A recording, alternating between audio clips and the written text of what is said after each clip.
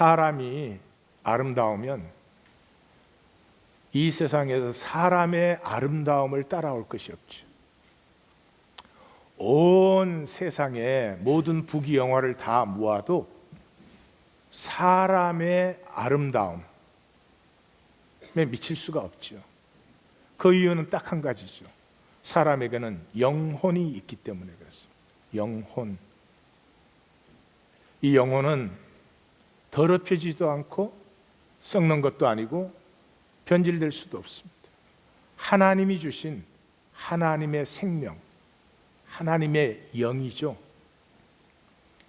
생명의 보석입니다. 이것이 피어나면 한 사람의 그 존재와 삶에서 무한 아름다움이 피어나고,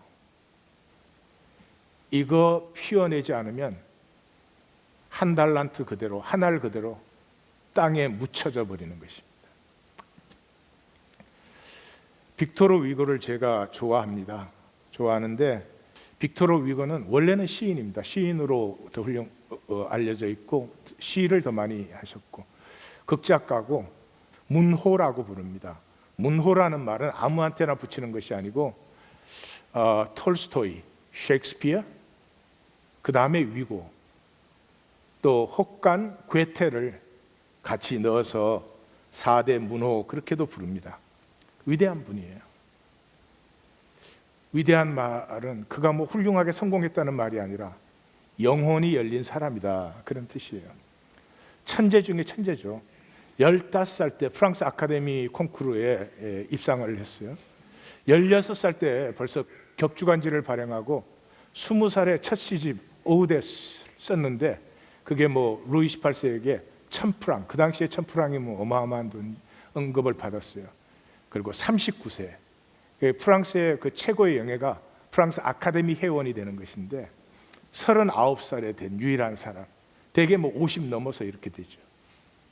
근데 15살 때부터 그렇게 성공을 하니까 계속 방탕하게 살았습니다.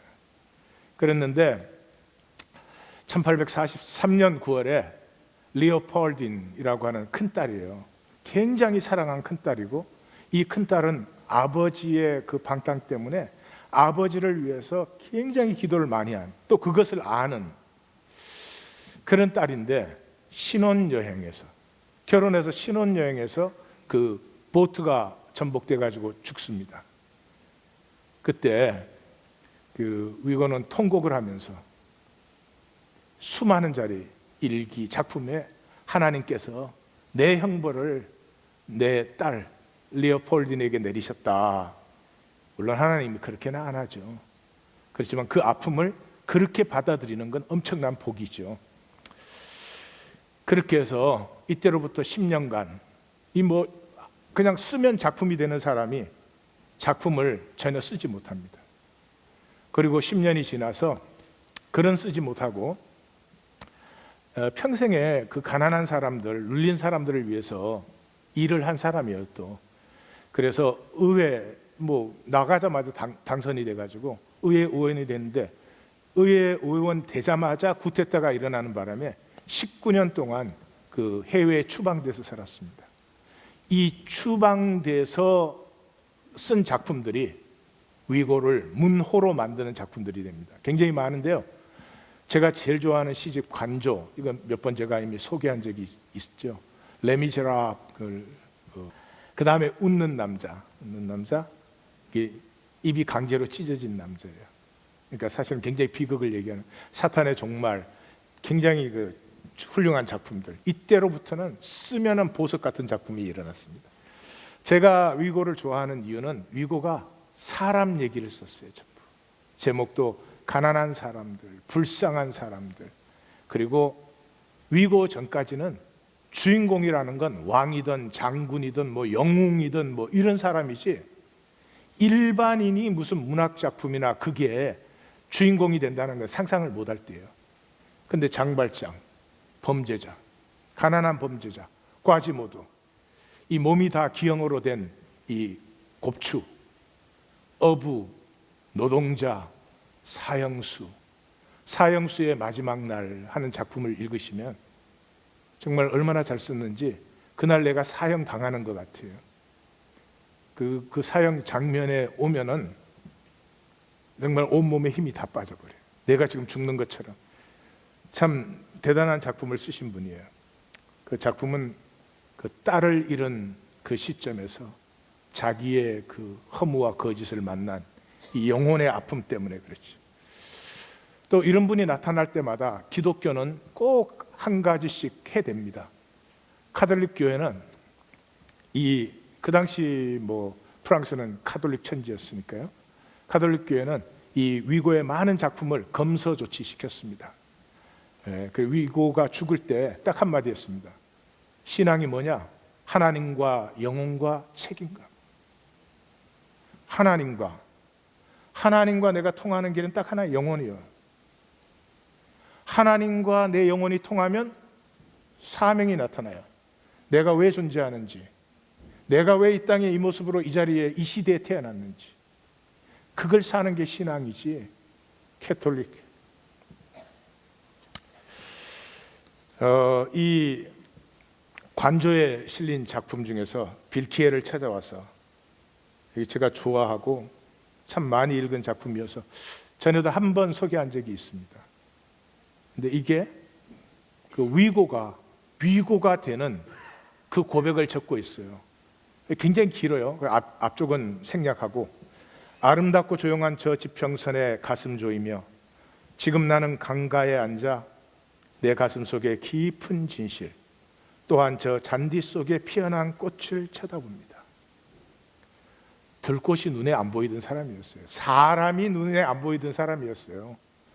온 세상이 추앙하는 천재, 온 세상이 부러워하는 모든 성공을 벌써 20살, 20대 초반에 다 이루었는데 돈도 많고 아무것도 안 보이던 사람이에요. 근데 그 들꽃 하나가 보여요. 내 사랑하는 딸이 영원히 잠자는 저 어둠의 석상을 내 눈으로 바라봅니다. 이제 나는 그만큼 괴롭기는 하지만 평정을 찾았습니다. 들판이며 숲, 바위와 계곡, 또한 은빛 강물, 이 숭고한 경계에 감동돼요. 경계들을 통해 가지고 개체가 만들어지는 거잖아요. 나 외에는 아무것도 안 보이던 사람이 모든 것 하나하나가 숭고함으로 그에게 다가옵니다.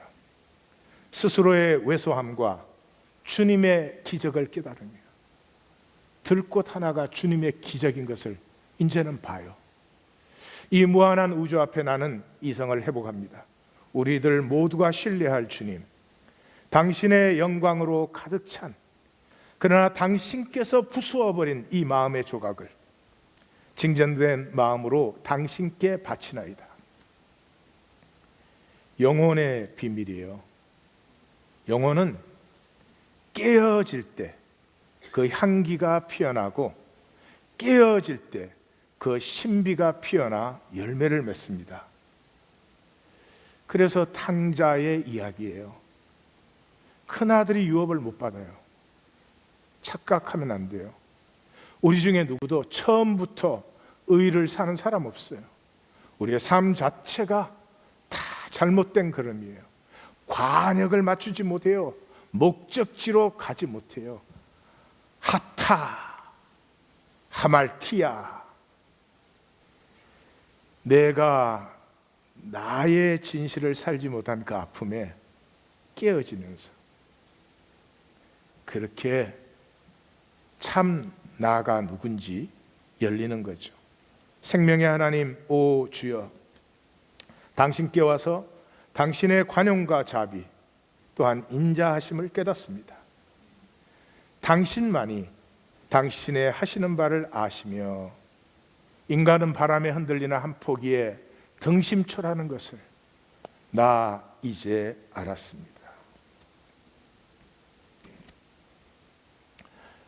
빅토르 위고의 가난한 사람들이라는 작품을 나누려고 해요. 도대체 영혼의 부르짖음이 무엇인지, 영혼이 뭘로 피어나는 건지, 영혼이 학교 좋은 데 나오고 돈 많이 벌면 피어나오는 건지, 아니면 영혼은 또 다른 길로 피는 건지. 가난한 사람들이라고 하는 이 작품은 가난한 어촌의 그 오두막, 폭풍우가 몰아치는 초겨울 밤, 30대 초반에 가난한 아내, 가난한 엄마가 꺼져가는 그 호롱불 밑에서 낡은 돛을 깁습니다. 남편은 바다에 나갔습니다. 폭풍우가 치는 날은 바다에 나가면 안 되죠.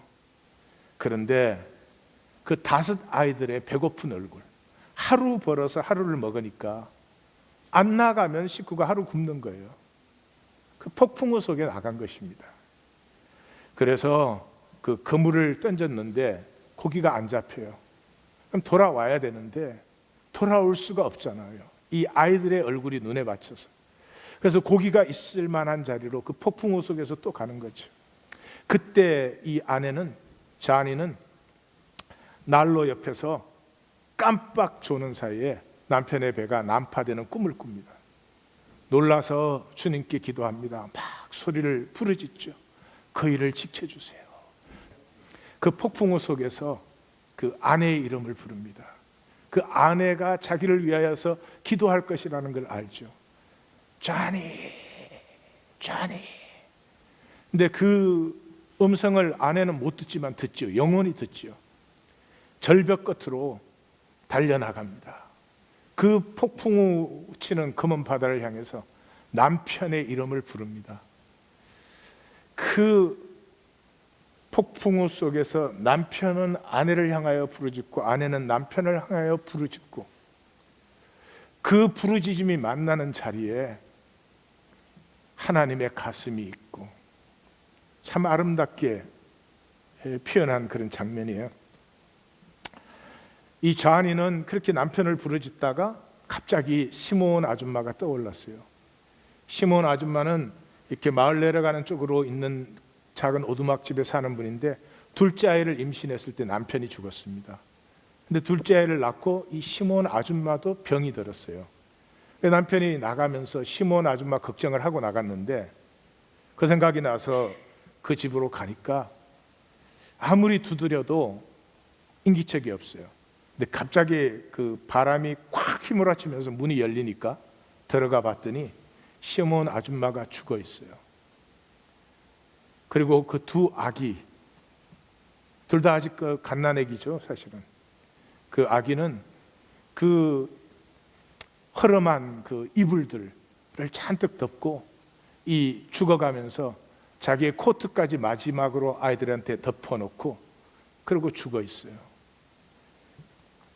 그래서 그 2 아이를 품고 집으로 돌아와요. 2 아이를 품고 집으로 돌아오면서 하나님께 기도해요. 어떻게 허기지고 지치고 돌아오는 남편을 제가 맞이할 수 있습니까? 5 아이를 부양하기에도 너무나 힘들어하는 남편을 아는데 그게 아이 2를 더. 그래서 아이 2를 침대에 눕혀놓고는 그 바람이 문을 덜썩하면 깜짝 놀라요. 그 폭풍우 속이니까 남편이 돌아오기만을 기다리던 자니가 남편이 돌아왔을까 봐 깜짝 놀랍니다. 그러다 동이 텄을 때 드디어 남편이 돌아왔어요. 그래서 자니는 꼭 죄 지은 사람처럼 이렇게 남편을 맞이하고, 말을 제대로 하지 못해서 저 그렇게 해요. 오디오로 직접 듣겠습니다. 남편의 물음에 아무런 대답도 하지 않던 자니는 큰 죄라도 지은 것처럼 겁을 집어먹고 더듬거리며 말하기 시작했다. 시몬 아주머니가 죽었어요. 언제? 언제 죽었는지는 몰라요. 그랬구나. 엊그제 그 집에 들렀을 때 몹시 괴로워하던 아주머니 모습이 떠올라. 제대로 말도 하지 못하고 먹지도 못하더니 죽을 때 몹시 고통스러웠나 봐요. 저런. 어린 것들을 남겨놓고 떠나려니 찢어지도록 마음이 아팠겠죠. 그래. 그 어린 것들이 가여워서 눈도 감지 못했을 거야. 젖먹이 둘을 남겨놓았으니 큰아이는 기어다니기라도 하지만 작은 아이는 그것도 못할 만큼 어린데. 자니는 갑자기 입을 다물었다. 남편의 머릿속에는 여러 가지 생각들이 스쳐 지나갔다. 지금 우리에게 아이가 5이나 되는데 이제 7이 되겠구나. 그럼 생활은 더욱 어려워지고 저녁은 거의 못 먹을 거야. 우린 이제 어떻게 하지? 참 난배로군. 하지만 내 잘못은 아니야. 모두 하느님의 일이니까. 이 일 저 일 다 그분의 깊은 뜻이겠지. 그런데 그분은 왜 그 가난하고 가엾은 어머니를 데려간 걸까? 주먹이라도 같군. 가혹한 운명이야. 왜 이렇게 된 건지 제대로 이해하려면 연구라도 해야겠어. 어린아이들에게 일을 해서 살아갈 방도를 찾으라고도 할 수 없고 어쩔 수 없지만 데려와야겠어. 남편은 목덜미를 손으로 긁으며 입을 열었다. 정말 안 됐군. 아이들의 앞날이 걱정이야. 자니, 아이들이라도 데려오지 그랬어. 네? 애들이 깨어있다면 죽은 사람 곁에서 어지간히도 무서워하고 있을 거야. 당신이 가서 어린 것들부터 데려오구려. 자니, 우리의 문을 두드린 건 그 애들의 어머니니 그 두 아이들에게 문을 열어줍시다. 형편이 좋지는 않지만 데려와서 함께 살아야지 뭐.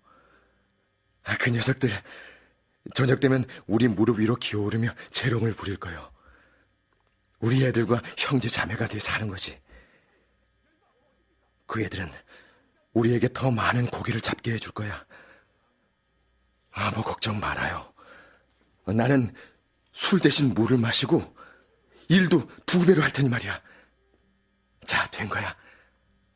어서 가서 아이들을 데려와요. 남편은 간절한 목소리로 말을 했지만 자니는 제자리에 못 박힌 듯 꼼짝하지 않고 앉아 있었다. 당신 왜 그래? 아이들을 데려오는 게 싫어서 그러는 거야? 마음이 내키지 않아? 화라도 난 건가? 전혀 당신답지 않군. 평소 당신답지 않게 왜 그래? 평소 같으면 한 걸음에 달려갔을 사람이. 그제서야 자니는 무거운 짐을 진 사람처럼 천천히 일어서더니 아무 말 없이 남편을 침대 곁으로 잡아 끌었다. 그리고 조용히 덮어놓은 이불을 걷어보였다. 이불 속에는 죽은 시몬 아주머니의 아이들이 얼굴을 맞댄 채 깊은 잠에 빠져 평화스러운 꿈에 젖어 있었다.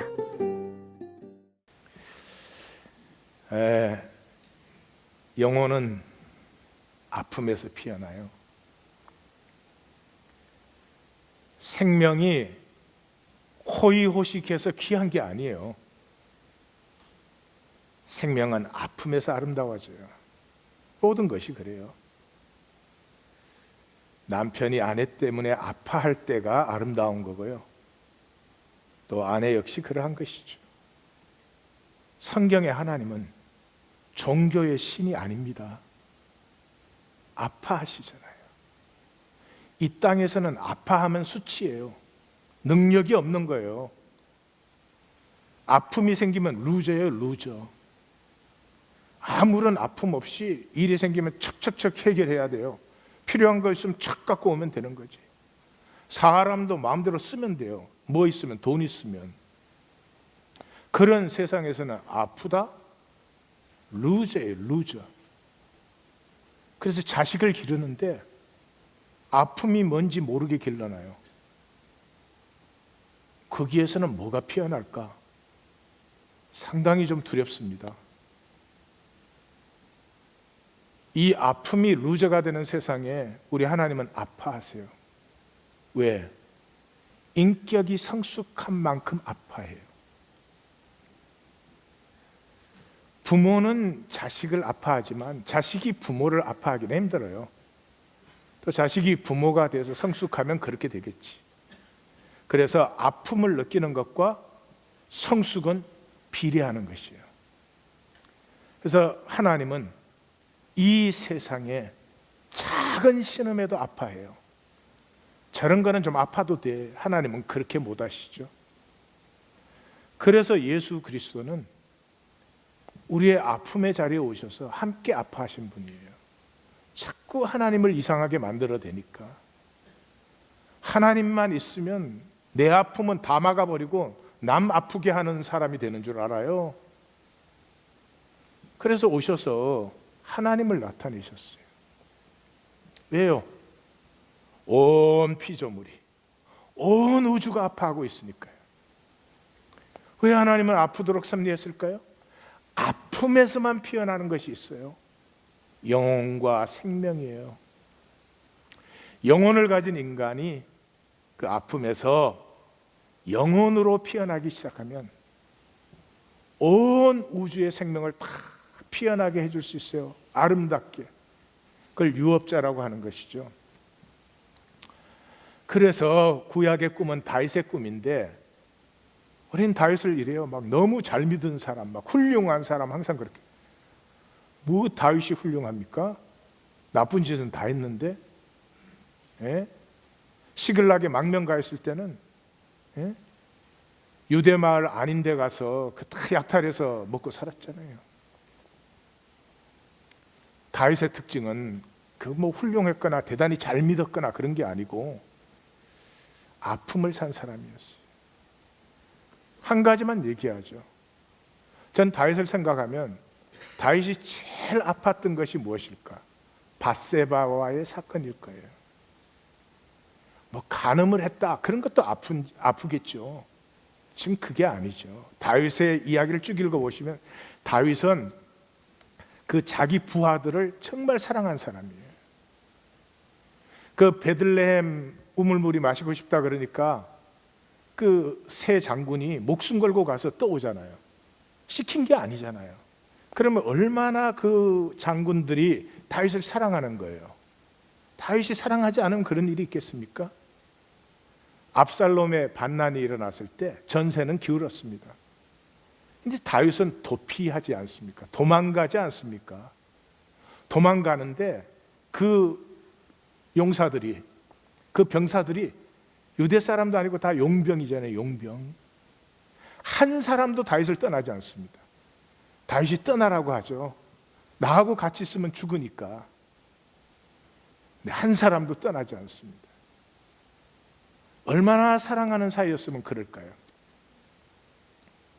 그런데 우리아는 그 중에 충성된 사람 중에 충성된 사람이었어요.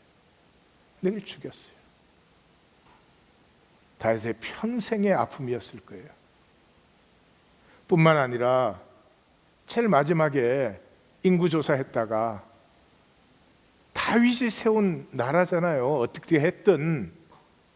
그러면 이제 끝낼 때는 그 당시에는 인구조사가 국력이니까 한 번쯤은 확인해 보고 싶잖아요. 근데 다윗과 하나님 사이는 센시티브해요. 그래서 벌을 받아도 하나님 손에 받겠다 그래서 3일 온역을 택하죠. 그런데 온역이 시작되자마자 다윗이 못 견딘 게 뭐예요? 백성이 죽는 거죠. 백성이. 다윗은 우리처럼 하나님 믿은 사람 아닙니다. 살아계시고 사한 인격이시고 전능하시고 그걸 선명하게 실제로 아는 분이에요. 근데 뭐라고요? 내가 범죄하고 내가 악을 행했는데 어떻게 백성들을 치십니까? 나와 내 아버지 집을. 이 말이 아닙니다. 실제입니다. 나와 내 아버지의 집을 지소서. 아픔의 사람이에요. 근데 아픔의 반대가 뭔지 아십니까? 아픔의 반대는 거짓입니다. 진실이 아프니까요. 진실은 아파요. 그저 우리가 뭐 교회에 오나 세상에서나 하는 게 뭐예요? 나는 아픔 없는 척. 아픔 있으면 루저가 되니까, 창피하니까.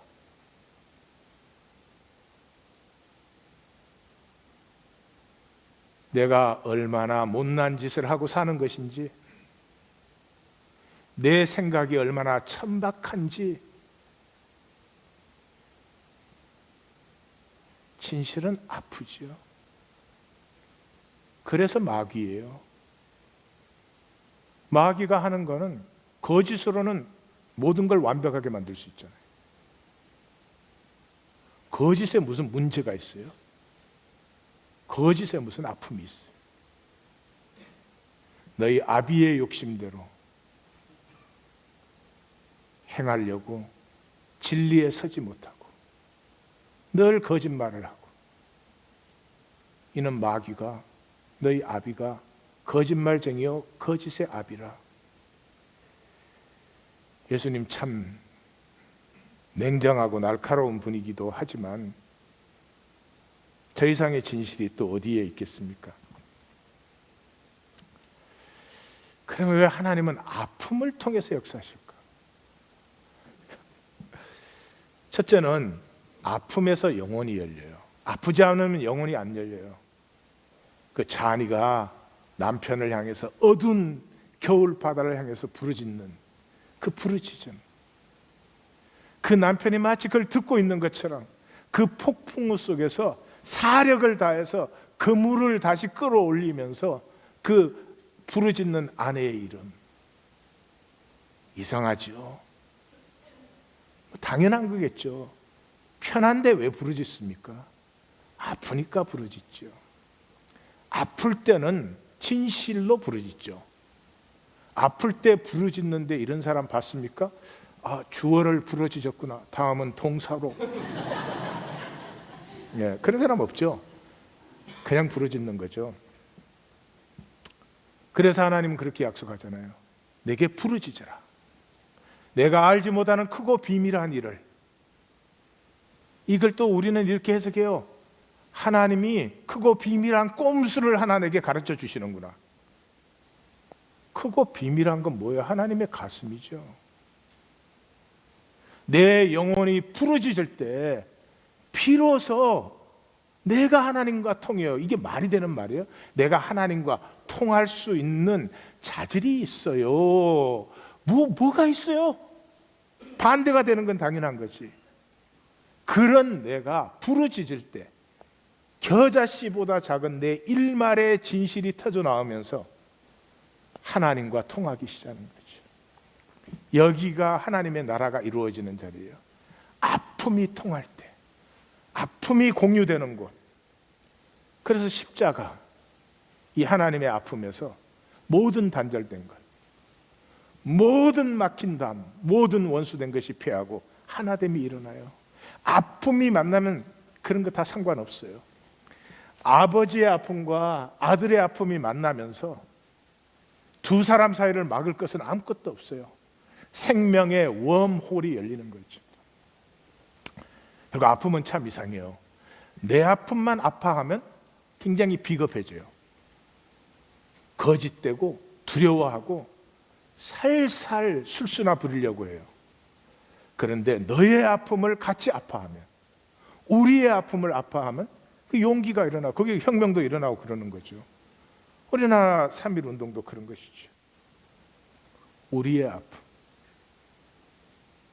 내 아픔이 수치여서 나만 쓱 가리고 I am fine,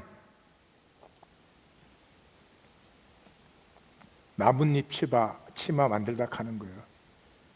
근데 너의 아픔과 나의 아픔을 함께 아파할 때, 그래서 나의 죽음을 기억하면서 떡과 잔을 나누라는 얘기가 그거 아니겠어요? 그게였어요.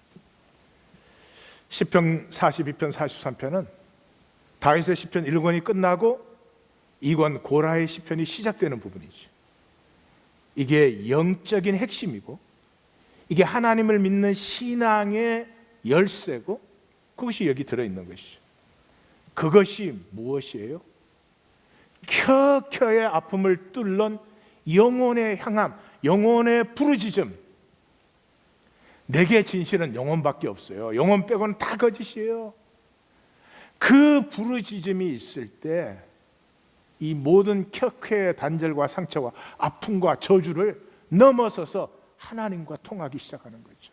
출애굽에 이스라엘 백성들이 아파서 부르짖었을 때 하나님께서 하늘에서 들으시고 이스라엘 백성에게 임한다 이렇게 나오잖아요. 그래서 세 단락은 쉽죠. 똑같은 후렴이 세 번 반복되니까. 첫 번째 단락에서는 그러죠. 내 영혼이 주를 찾아 갈급합니다. 내 영혼이 갈망합니다. 내 영혼이 상했습니다. 그 중심에 뭐예요? 왜요? 내 하나님이 어디 있느냐? 모든 사람이 나에 대해서 내 하나님이 어디 있느냐? 나는 하나님을 묻고 하나님의 역사를 기다리는데 하나님의 역사가 안 나타나니까 이제는 그들의 놀리는 소리, 그들의 조롱 소리, 억누르는 소리에 눈물이 식사입니다. 눈물이 식사. 그래서 어떻게 끝납니까? 다짐으로 끝나죠. 내 영혼아 어찌해서 낙심하느냐? 내 속에서 불안해하느냐? 그러면 안 돼. 하나님을 바라야 돼. 하나님을 기다려야 돼. 하나님을 찬양해야 돼. 이 첫 번째 단락이에요. 두 번째 단락은 어떻게 시작해요? 그런데도 내 영혼은 또 낙심돼요. 낙심이 될 수밖에 없어요. 그래서 이번에는 낙심을 안 하려고 이제 옛날 은혜의 기억을 기억하는 거예요. 요단의 땅, 그 헤르몬과 미살산의 그 폭포, 그 우렁찬 폭포가 떨어지면 깊은 물속으로 들어가잖아요.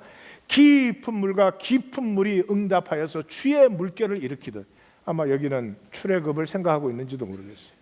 그리고 낮에는 햇새들을, 밤에는 찬송을 주시는, 여기는 광야를 기억하고 있는지도 모르겠어요. 그 하나님을 기억하고 나는 이 생명의 하나님께 기도합니다. 근데 기도를 함에도 불구하고 내 절망과 아픔은 없어지지 않죠. 나의 반석이신 하나님께 호소합니다. 어찌하여 나를 잊으셨습니까? 어찌하여 나를 어둠에 다니게 하십니까? 내 하나님이 어디 있느냐 하는 조롱소리에 내 뼈가 어스러집니다. 내 존재 자체가 산산조각이 나고 있습니다. 어찌하여는 질문인데 답이 없는 질문이죠. 답이 있어서 하는 질문이 아니죠. 답이 없는 질문인데 또한 그렇죠. 그러면 이 상황을 내가 그대로 받아들일 수 있으면 어찌하여가 없죠. 이해가 안 돼. 답도 없어. 받아들일 수는 없어. 그래서 어찌하여 그럴 때는 그럼에도 불구하고 이 상황 이상의 무언가는 있어야 돼. 무언가는 있을 수밖에 없어. 그래서 어찌하여. 그리고 다시 또 다짐합니다. 내 영혼아 어찌해서 낙심하느냐? 어찌해서 불안해해? 하나님을 바라고 하나님을 기다려야지. 그래서 이 후렴에서는 내 하나님이란 말이 한 번 더 붙습니다. 엘로힘. 두 번이나 부르짖은 시편 기자는 드디어 세 번째 부르짖음에 들었습니다. 이제는 하나님께 대듭니다. 나를 판단하소서, 나를 변호하소서. 불경되고 거짓되고 불의한 자들에게서 나를 판단해 주십시오. 여기는 판단해 주십시오, 변호해 주십시오 하는 데는 자기의 의에는 자신이 있죠. 문제는 뭐예요? 쟤들이에요. 불경되고 거짓되고 불의한 자들이에요. 그래서 내 의는 내가 확신하고 문제는 저들인데 아직까지 내 속에 불신을 못 봐요. 뭐가 불신해요? 하나님을 현금화시키려는 것, 하나님을 캐시화시키려는 것. 지금 상황이 안 좋은데 상황을 바꾸어줘야만 하나님이 계신 거야. 그런데 이 세 번째 부르짖음에서 나의 요새이신 하나님 어찌하여 나를 버리십니까? 어찌하여 나를 어둠에 다니게 하십니까? 이 세 번째 부르짖음에서, 그런다고 우리도 세 번 부르짖으면 된다, 그건 아니요. 시적으로 세 번째. 우리한테 적용될 때는 네 번. 무수한 부르짖음. 내 진실이 터져 나올 때까지의 무수한 부르짖음이, 그 부르짖음이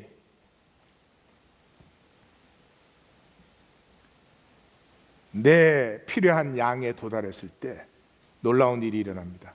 영혼의 끝자락이 열리는 거죠.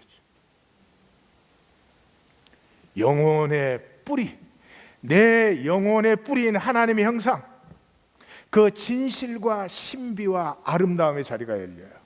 그게 열리면서 봐요. 하나님은 나를 버리신 적이 없어요. 나와 함께 하셨어요. 나는 어둠에 있었던 적이 없어요. 하나님은 여전히 빛이세요. 그런데 내가 버림받았다고 생각했어요. 나는 어둠 속에 있다고 생각했어요. 왜? 하나님이 캐시화가 안 되니까. 더 이상 저들이 문제가 아니에요. 내가 문제예요. 얘가 생명의 웜홀이 열려요. 웜홀은 아시죠? 웜홀은 웜홀이에요. 이 영혼의 웜홀이 열려요. 이때부터 고백이 달라져 버립니다. 전혀 새로운 세계가 펼쳐져요. 나를 인도하여 주소서. 이때까지 내가 나는 잘 알아서 했잖아요. 나를 인도하여 주셔서. 근데 뭘로? 주의 빛과 주의 진리를 보내서 주의 성상과 주의 성소에 이르게 하소서. 이 전안에서만 우리는 영혼이 열리는 삶으로, 나뭇잎 치마, 그 말라 비틀어진 나뭇잎 치마 계속 만들던 삶에서 영혼이 피어나는 삶으로 전환이 이루어지죠. 이것이 힘듭니다. 이것이 어려워요. 우리는 아픔이나 어려움이 오면, 세상은 아픔이나 어려움을 약함, 수치라는 거예요. You are loser. 문제 없어야 돼요. 나는 모든 걸 척척척 해결해야 돼. 그렇게 받아들일 수 있고, 아픔이 올 때가 주님의 부르심으로, 내 영혼을 부르시는 주님의 부르심으로 받을 수 있어요. 약함을 세상에게 쏘가서 수치로 받으시면 그때부터 빅텀 게임을 해요. 빅텀 게임. I'm a victim. 그래서 나한테 잘해줘. 나를 사랑해 주세요. 내 말을 들어주세요. 이러면 좀 낯설지 모르겠지만 우리의 모든 관계가 이걸로 이루어져 있어요. 부부 사이에도 빅턴 게임을 해요. 기독교는 빅턴 게임에 아주 전시장이라고 할 수 있어요. 왜요? 영혼의 부르짖음을 잊었어요. 아픔이 있을 때 주님을 향하여 부르짖어야 되는데, 주님이 아픔을 주시는 유일한 이유는 내 껍질이 깨어지고 내 영혼이 피어나기를 원해서인데, 그게 쉽지 않죠. 왜냐하면 진실을 인정하는 건 많이 아프잖아요. 주님, 내 생각이 악하고 천박합니다. 주님, 내 말에서 행동까지 몽땅 거짓입니다. 쉽지 않아요.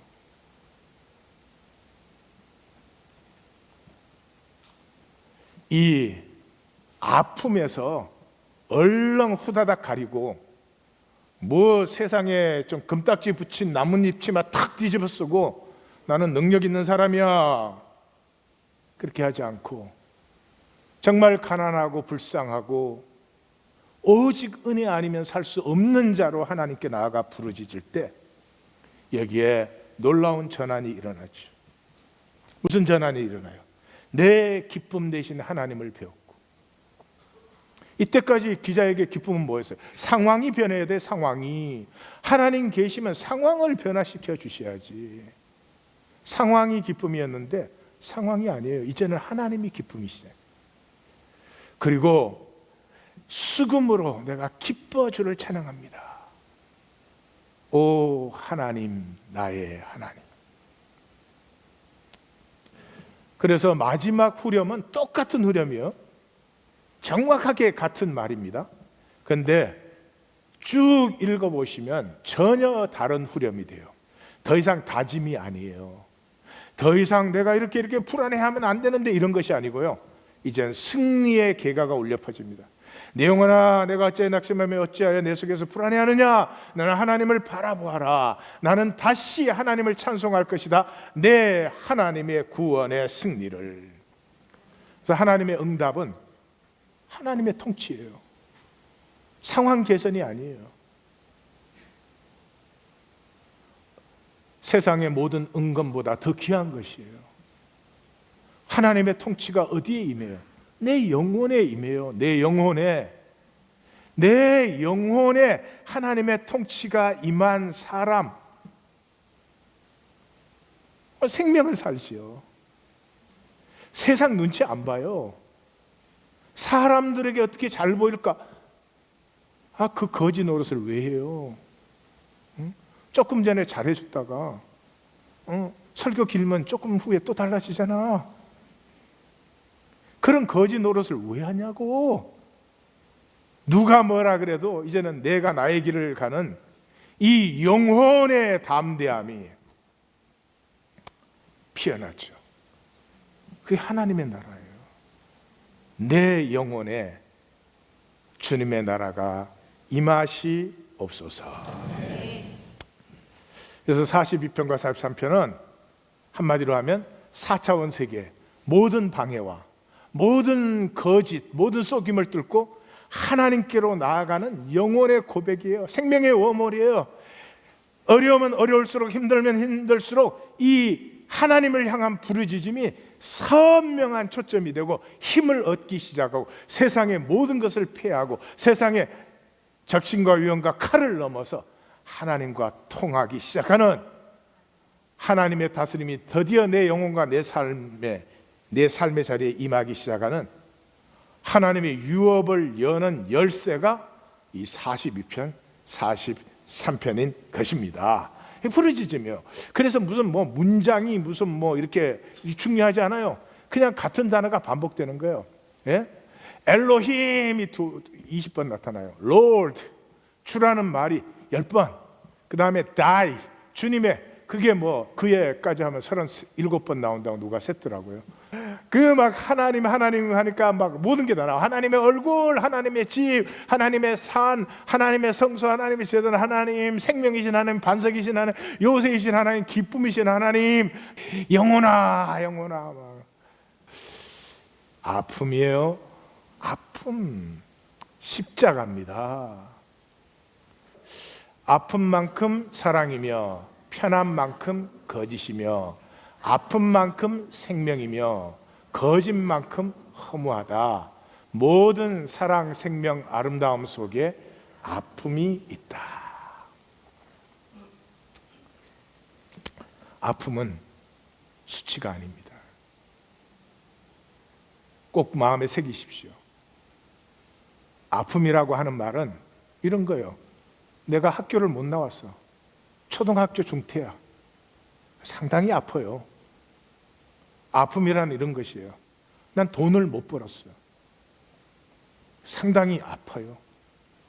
예. 아픔이란 게 이런 거예요. 자식을 낳아서 길렀는데 아이빌리그로 못 가고 저 카운티로 갔어. 카운티 칼리지로. 결혼을 했는데 행복하게 못 살아. 아픔이에요. 하나님이 우리를 아프게 살도록 만드셨어요. 이 4차원 세계가 전부고 영원하면 그렇게 안 하시죠. 잠깐이에요. 그 잠깐의 삶 속에서 아파야만 진실이 열립니다. 아픔은 수치가 아닙니다. 세상은 그걸 수치라고 말해요. 수치가 아닙니다. 기억해 주십시오. 얘기를 하나 나누죠. 수호는 세 아들이 있는 집의 막내 아들이에요. 그런데 당숙은 할아버지 형제의 아들이죠. 예. 당숙이 있는데 결혼한 지 15년이 됐는데 아들이 없어요. 그래서 어른들이 그냥 마음대로 결정했어요. 이 수호를, 막내를 당숙집의 양자로. 근데 당숙집은 살림은 튼튼해요. 왜냐 그러면 농사도 짓는데 그 당숙이 노새를 끌어요. 그래서 노새를 끌고 이 화물을, 그때는 화물을 전부 그걸로 날랐으니까 꽤 경제적으로는 든든한 집안이에요. 그래서 이제 어른들끼리 그렇게 하니까 이 당숙 그 부부가 이 수한테 온갖 정을 다 쏟아부어요. 자기 자식 된다고 명절 되면 선물 보내고, 절기 되면은 용돈 보내고, 학교 입학하면 입학금 보내고, 학비 보내고, 교복 보내고, 때때로 선물 사서 보내고, 그렇게 해요. 그런데도 이 수호는 애들이 노새집, 그 노새를 끄는 마부라는 게 상당히 창피한 건가 봐요. 이게 메밀꽃 필 무렵 그 작품이 이루어지는 그 똑같은 배경 그 자리에서 이루어지는 얘기인데, 그 애들이 노새집 아들 이렇게 놀리는 게 너무나 싫어가지고 하여튼 자기는 양자 안 간다고 맨날 부둥기는 거예요. 근데 이제 결정적인 일은 토요일 날은 이제 오전만 하고 학교 끝나잖아요. 친구들하고 나누는데 당숙하고 마주친 거예요. 그 당숙이 보니까 너무 이쁘잖아요. 그러니까 점심을 아직 안 먹었을 때니까 점심 먹으라고 빳빳한 100원짜리 한 장을 줬어요. 그 얘는 빨리 받고 피하고 싶은 거야. 그 빨리 받고 피하려고 하는데 당숙 뒤에 있던 이제 마부들이 걔가 누구여 그러는 거예요. 그 당숙이 너무나 자랑스럽게 우리 집 맞상주여, 우리 집의 대주여, 그러니까 그 마부들이 아니 저렇게 큰 아들이 있었어? 몰랐네 그러는데 아들이라는 소리를 듣는 순간에 하늘이 노래지는 거예요. 그 친구들이 이제 그 얘기를 다 들었으니까. 그러니까 냈다 100원짜리를 땅바닥에 팽개치고 나 양자 안 해요! 그러고는 튀어버린 거야. 이 당숙이 그날 저녁에 집에 들어와서 그 아내에게, 당숙모에게 내가 돈으로 여자를 사서라도 애를 낳아야겠소. 애 못 낳는 당신의 가슴에 이 못질하는 내 심령을 좀 이해를 해줘. 그리고 집을 나갔어. 그러니까 이제 당숙모가 이 집에 와서 이제 형님이니까 아저씨가 가서 데리고 오면 올 것 같다고 좀 이 집 나간 사람 데리고 와달라고 그러는 거예요. 근데 그 말을 듣는 이제 수호는 첫째는 자기가 돈을 던지고 돌아서서 이제 엄청난 죄책감에 시달리죠. 뿐만 아니라 그동안에 지도 알지 얼마나 자기한테 사랑하고 잘해줬는지, 그러니까 미안한 마음도 들고, 그리고 사실은 그 죄책감과 미안함 속에서 그동안 곰곰이 생각하면서 마음도 좀 변했어요. 근데 결정적인 건 작은 형이 얘가 죽어도 안 간다, 노새집 양자를 안 한다 그러니까 그 엄마 아버지가 그러면 둘째를 보내자 이러는 거예요. 근데 당숙하고 당숙모가 아니 얘한테 쏟은 우리의 마음과 사랑은 어떻게 하라고, 이게 바꿔지냐, 안 된다 이러는 거예요. 근데 그 작은 형이 탁 어른들 앞에 어른들이 결정하시면 시키는 대로 하겠습니다 이래요. 작은 형이 하겠대. 그러니까 갑자기, 여러분 참 우리의 심리 이상해요. 갑자기 이거 뺏길까 봐. 그래서 내가 가서 모시고 오겠습니다. 뭐 어른들 부탁도 있었지만 이 봉평으로 이 당숙을 찾으러 가는 거예요. 가서 이제 이게 찾는데 안 보여. 그래서 마부 이 씨를 찾습니다. 그러니까 그 누군데 네가 찾느냐 그러니까 우리 아버지입니다. 그 말이 입에서 처음으로 나온 거예요. 우리 아버지입니다. 그러니까 30리 떨어진 흥왕산에 험정산에 그 나무 목재 실으러 갔다는 거예요. 그래서 30리를 걸어서 들어갈까 그러다가 어긋날 수도 있고 그래서 기다리기로 했어요. 그러니까 이제 들어간 사람들이 그 당숙한테 당신 아들이 찾아왔던데, 그러니까 아들?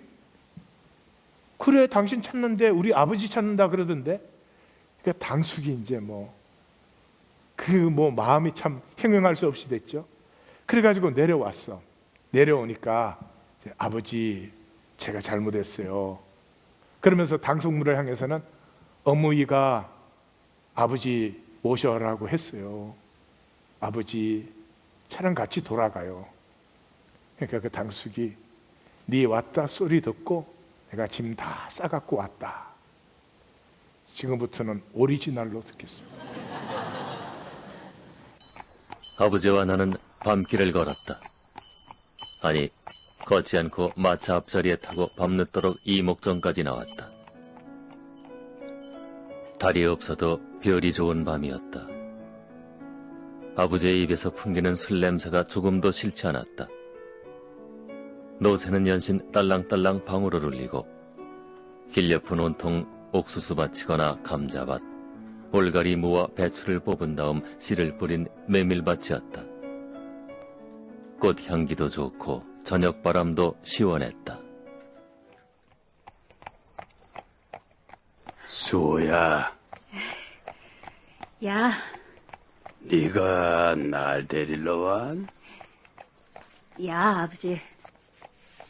네가 날 데리러 여기까지 왔? 야, 아버지. 수호야, 야, 네가 날 데리러 이 먼 곳까지 왔? 야, 아버지. 네가 날 애비라고 데리러 왔? 야, 아버지.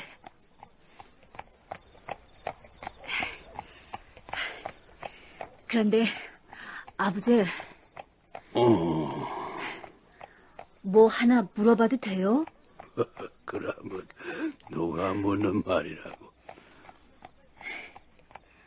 아버지가 진부옥 아주머니를 좋아했어요? 그래 보이더나? 야, 아니다. 내가 좋아한 게 아니고 그쪽에서 그런 거지. 내가 이래 다 큰 아들이 있는데 아들이 없는 줄 알고.